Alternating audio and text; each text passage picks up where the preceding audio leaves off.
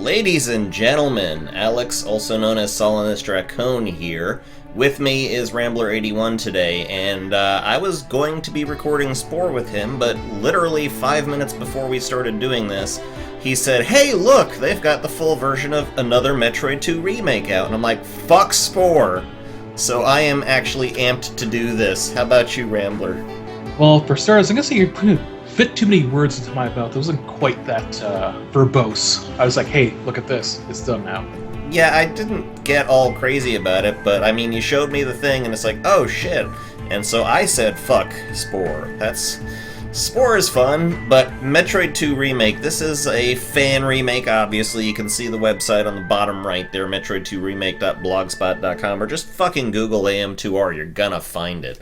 This game is, I've played a bit of some of the alpha versions of it, and it's pretty fucking tits, guys. So we're gonna go ahead and get into this shit. Let's go. Let's start us up a new game, and I'm gonna do normal, because I'm not crazy enough to do hard, but I don't want to be called a scrub. Well, no, but I'm still gonna call you a pussy. Well, you're a cunt. Metroids. Numerous incidents in the past have brought to light the highly destructive power of these life forms, spreading fear across all known planetary systems. Ooh. Hoping to secure peace in the galaxy, the Galactic Federation orders the extermination of the Metroid species. I was the best candidate for the job, although we know better, don't we? Once again, I find myself standing alone against the Metroid menace. What horrors await me within the depths of their homeworld? Man, I bet you they have like a mixture of like 70s and 60s furniture. Yeah, that's some good old Americana right there. They didn't seem to include the the original instruction manual stuff. Like, for instance, I remember reading stuff about how they had originally sent in just some normal fuckers, just regular old grunts to go take care of the business, because some of us was all, yeah, just an ice beam and 5 missiles, you'll be fine. And they're like, no, we're getting killed, something's happening, the Metroid's fucking killing us. And she's like, oh god, I better go sort this out. So, yes, another Metroid 2 remake. Looks like it's designed exactly on the same engine as Metroid Zero Mission. Looks pretty identical. The jumping mechanics is exactly the same. And the game comes already pre-installed with software to support controllers. Oh, that's a nicety. I'm sorry you can't hear the music on this, Rambler, but they've gone all out. The dude who's behind this, the team, whatever set of people is behind this, they are doing an amazing job. So, alright. Okay, so I'm just messing around with the controls here. Now, how do I toggle missiles? Oh, done that way. Well, I can do that. I'm assuming it's the trigger method? No, because the trigger method it doesn't seem to be doing it. I can change that. I don't know what that button does, but I'm gonna see if I can go ahead and change that. So let's go to the menu, go to settings, go to options, control options, and joypad settings. So let's see here. Aim lock is right bumper. I don't know what aim lock means. Probably just means you if you're pointing directionally upwards or something like that, then it holds it into place. I can try that. Screw it. Hold on. So I guess it's more of a Super Metroid setup here, it looks like. Something like, yeah. I would like to change the way that missile selection goes, but doesn't look like it. Weapon select is B. Yeah, that's the one. Alright, so I don't know what aim lock is, but I'm not sure I need it. I thought I saw something at the top there. Oh, this is select style toggle. Hold on, what? Missile select, what? Go back. Oh yeah, I know what that was all about. It's like, whether it's toggle or hold. Yeah, that's what I mean. Like, when I said the trigger method, like in the Zero Mission and Fusion there. Yeah, but see, you're you're used to holding down right bumper. It was set to B on the Xbox control pad here. Right. Alright, so weapon... What even is aim lock? It says change the button assigned to... Well, that's very fucking helpful, thanks. Like I said, I think it's probably similar to what they had with Contra, and I think Gunstar Heroes had a similar feature where you help... Or not Gunstar Heroes, Contra on the Sega Genesis, actually, where you could hold down a button and it will sort of pull your directional fire. Right. Well, anyways. Let me see. Oh, yeah. Okay. Alright, so that's sort of for, like, you know, moonwalking and shit. Cool. But I'm a grown-ass man. I can hold up. Actually, I don't even think it was Contra for Genesis. What game had that feature? Now it's gonna start bugging me. I don't know. Anyways, let's play this game. So the premise here is that, pretty much as outlined, this is somewhat after the events of the original Metroid when you fought off the space pirates and Mother Brain, who were trying to make use of the Metroids as a weapon against, you know, the Federated Sentient Planets, or whatever the hell they're called.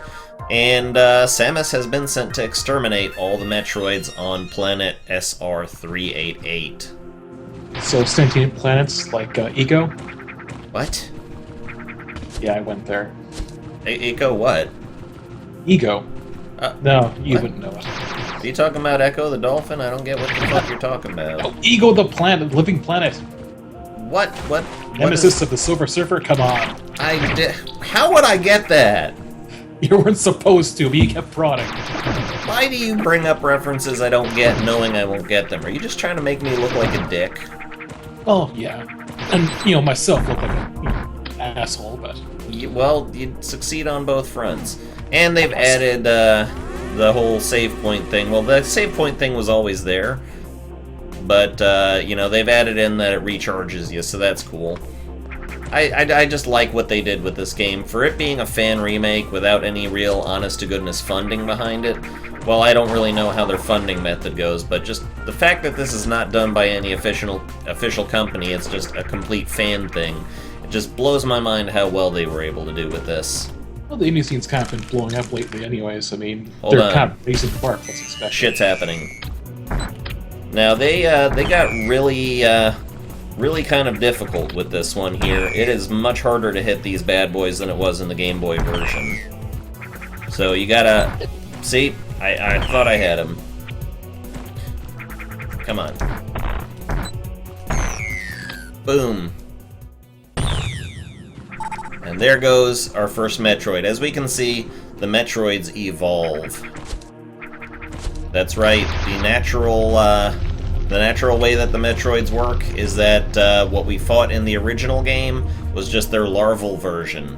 And they actually do have higher versions available, which that got touched upon a little bit in Metroid Fusion. It wasn't really mentioned in any other game that Metroids could evolve, so it was almost kind of like it wasn't canon anymore. Because Super Metroid completely and totally... Well, they said something about it, like at the beginning, but that was it, you know? They were talking about how, yeah, there was a Metroid Queen and all that, but we didn't really see her, so, you know, that went on. We also have something new here. We have logs, mission briefings, stuff about the planet, all that. It's a lot of long-winded talk, and I'm not going to go into it. The author went pretty verbose here, but you get a little bit of an idea of what's going on. And just like in the original game, you remember the lava that was here a while ago. Whenever you defeat enough Metroids, the way that they explain it in this game, in the logs, is that it's an unstable area you're in anyways, and randomly there will be earthquakes, but it seems for some reason to be tied to, you know, how many Metroids you kill. So, didn't we used to think, like in the original game, that maybe it was something to do with we were killing more Metroid babies and making the Metroid Queen mad or something? That's probably the most likely possibility for them to invent some sort of headcanon about it, but really, I don't think they really thought through so much as it's just an event like to gate the player progress. Yeah, I mean, the way that it goes is like, yeah, there's just completely random stuff happening in the Earth's crust, or SR388's crust, that's going to cause it to lose some lava. And it's like, it's great and all that it's timed, but it just sort of makes you feel like it's timed, you know? It's like, well, if that's your explanation, then if we wait around long enough, the shit's just going to open up all the way to the end. And that's Well, just they totally... probably thought about as much as they did the Zelda canon back in the day as well. Yeah, well, again, this is the explanation in AM2R right now. Now, the subject of Metroid evolution, I think probably the pirates just didn't know about. They only knew about their level forms and thought, well, this made an effective weapon anyways, so... Yeah. And it actually was brought up again in Metroid Other M was, again, the Queen actually came back in that game as well, so... Oh, fuck Other M. You heard me.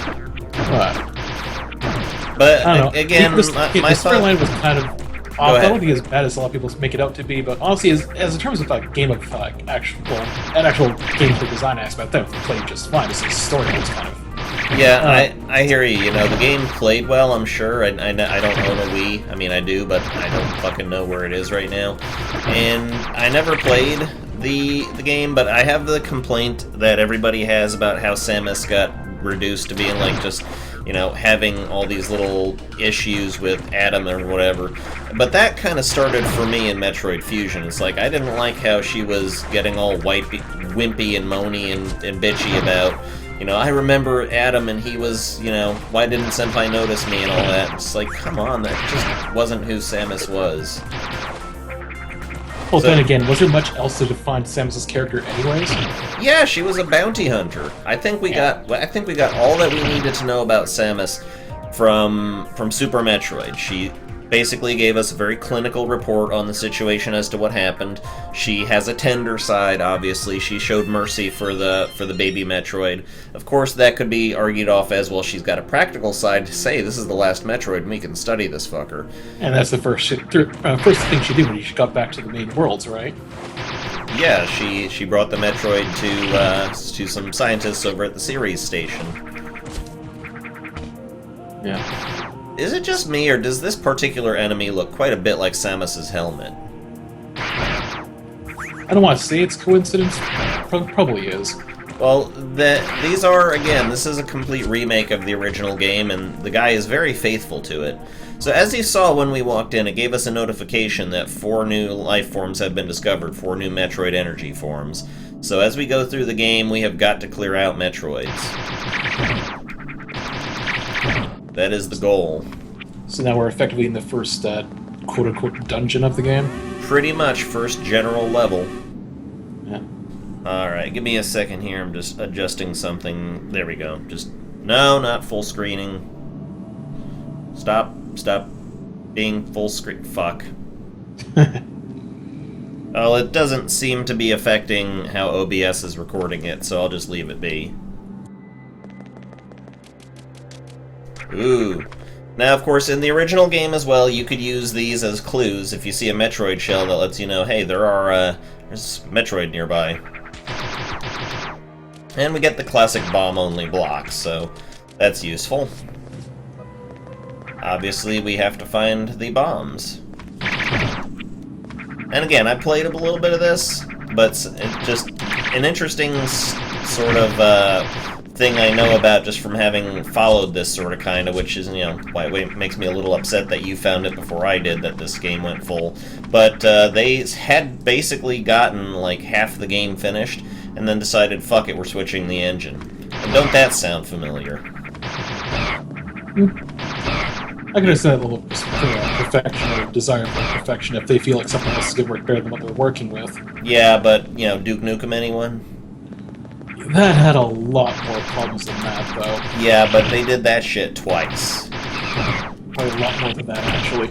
It was pretty ridiculous. So, we have got to get our parts together, got to get our bits and pieces. I'm wondering if it's a function of easy mode that they have so many more of these save points, because this is like the 5th save point I've found. No, I think it's, again, it's just sort of the sake of ease of play anyways. Does this architecture look familiar, or what? Yeah, probably ripped just a bit, but I won't complain about that, because this is a free project, and they probably developed enough original assets for this game anyways. Yeah, exactly. So I'm not going to complain on that. I'm just talking from a nostalgia standpoint. And look at how cool it is, like, you know, when you blow the thing up, blasts into pieces that fly all over the place. It's gorgeous. But then again, this was a largely Shozo civilization here anyway, so it does kind of make sense. That Exactly, kind of yeah. It architecture makes anyways. sense within the context of the game that this was a Chozo-owned world. Yep, press X in morph ball mode. We know how bombs work. Come on, guys. And you can actually skip the I got a thing load, so that's cool. I always found it very tedious that in the games themselves you couldn't skip the whole I got a thing mode, you know? That little cinematic moment where it pops up like da da da da da. That's one thing that this guy did right, is get past that annoyance. Well, even the Game Boy, the original Game Boy version of this game, it actually did have like when you got like the major stuff like the Various Suit or like the Morph, or not the Morph Ball, but it's basically any sort of like major power-ups. It did do the full jingle, but if this is something like that, missiles, this is a refill 2-second ditty and it was over. Yeah, and I did note that, and I thought that was a good idea. You know, that's they kind of got that, but then they went right back to it for regular Metroid, you know, Super Metroid and all that. So probably there's a lot more missiles in that game anyway, so the pickups are a bit more plentiful for that at least, because it is a lot. You have to depend a lot more on that kind of ammunition in this game. Indeed, and it's always nice to see maps, isn't it? Yeah, yeah. I missed a thing in that room there. I'm wondering if it's something I'm able to get right now. Oh yeah, our little Skype dealy bob is blocking my view of the map. Okay. Alright, what did I miss? Probably up here in the ceiling. Or it could be over here. Huh. What am I missing? See, this is... something you have to go back for? Possibly. This is the mania of the Metroid player. Looks like they already got Long Beam installed. Well, there wasn't a long game in the original game anyways. Nope. That was a bit of a silly power-up to have to make in the original game, even if they did make a concession for it and Zero Mission giving it to you right away. Yeah, I mean, that's an explanation that nobody has ever gotten for any game before, is why, when you just finished doing this, a previous mission, does this not look like something that I should be able to do something with here? Again, probably something later. Yeah. But that's the whole explanation that they never came up for, is like in Mega Man and in Metroid is, you know, we used to be powerful as fuck, and now all of a sudden we got jack shit when we're starting out. Why are we all the way back to zero? Here you kind of start off alright, you know? I gotta be right back, actually. Okay. And I just got the charge beam. Good old charge beam. Now that I'm on my own, let's see if we can navigate our way back. Nice and powerful. Oh my god! And the charge beam actually pulls in power-ups. Oh, I gotta show Rambler that when he gets back.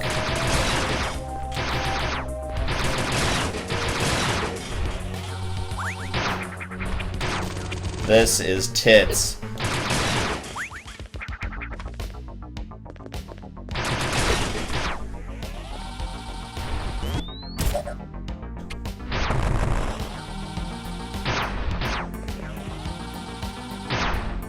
Still don't know what that does.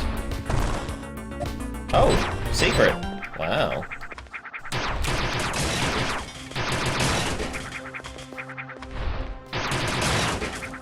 Sorry if I'm just being quiet, guys. I'm just enjoying the game.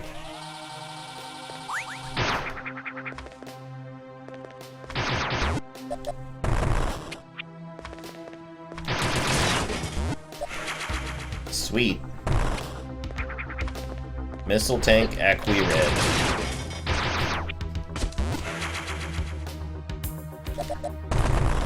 Getting plenty of missiles here.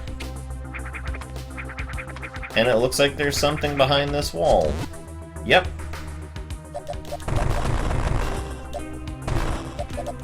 I think this is something they wanted me to have the spider bowl for.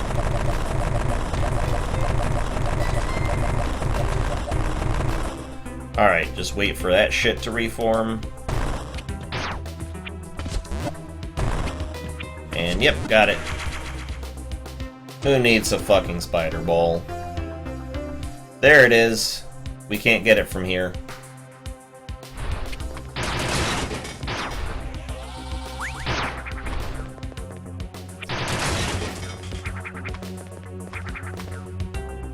God, good music.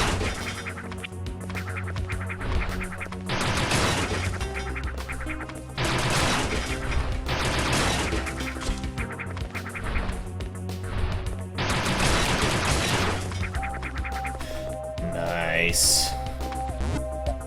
This game is gorgeous. Hello. Alright. What's that all about? Okay, obviously some shit's gonna happen here. I think I know what this is about.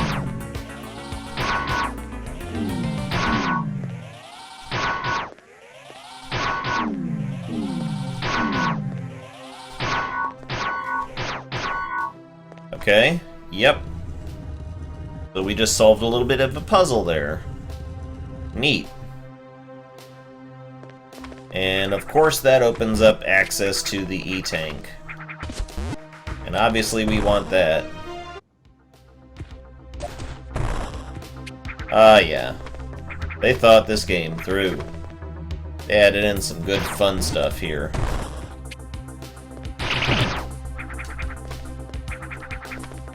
Yeah, I'm not good at that kind of, super precise wall jumping. This game's engine doesn't lend itself to easy wall jumping. Let's take a look at that map. Yep, we're gonna have to head right. Because we cannot use the spider ball. Well, we cannot get to the spider ball unless we go the right way. Man, Rambler, you're making me feel awkward here.